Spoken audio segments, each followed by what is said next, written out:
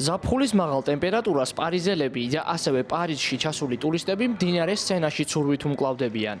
მდინარე სენა სულ უფრო და უფრო პოპულარული ადგილი ხდება ტურისტებისთვის. გასულ თვეში მდინარე სენაზე საზოგადოებისთვის 3 საბანაო ადგილი გაიხსნა. სენაში ცურვა საუკუნეზე მეტი ხნის განმავლობაში იყო აკრძალული. სამსახურში უფროსთან სანაძლეო წავაგეს. სწორედ ამიტომ მომიწია სენაში ჩასვლა და ბანაობა. რადგან აქამდე ვამბობდი, რომ აქ არასდროს ჩავიდოდი. თუმცა ამ ეტაპზე უნდა ვთქვა, რომ აქაურობა მოლოდინებს გადააჭარბა. ყველაფერი ძალიან ლამაზია და სუფთაა. ეროვნული მეტეოროლოგიური სამსახური მეტეოფრენს აცხადებს, რომ ტემპერატურის მატება მოსალოდნელია 38 გრადუს ცელსიუსამდე. სწორედ ამიტომ ვარაუდობენ, რომ საბანაო ადგილები სენაზე კიდევ უფრო გადატვირთული იქნება. წარმოიდგინეთ, ცურავთ და თან ასეთი საოცარი ხედები გაქვთ ეიფელის კოშკზე.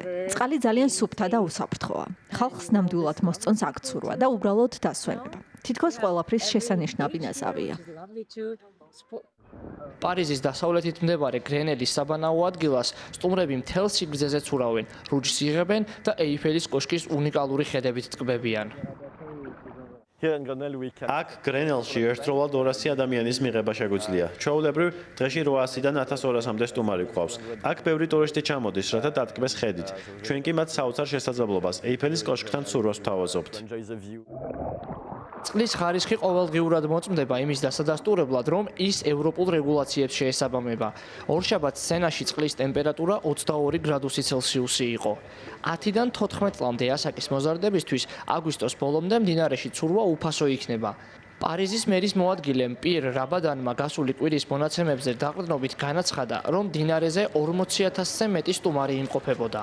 საბანაო ტერიტორიას, რა თქმა უნდა, ემსახურება მაშველთა ჯგუფი.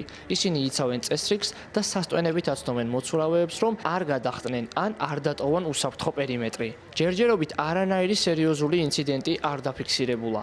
სენაში ცურვა 1923 წლიდან იყო უკანონო მდინარის დაბინძურების გამო. საბანაო ადგილების გახსნა შესაძლებელი გახდა 1,4 მილიარდი ევროს ღირებულების დასუფთავების პროექტის შემდეგ.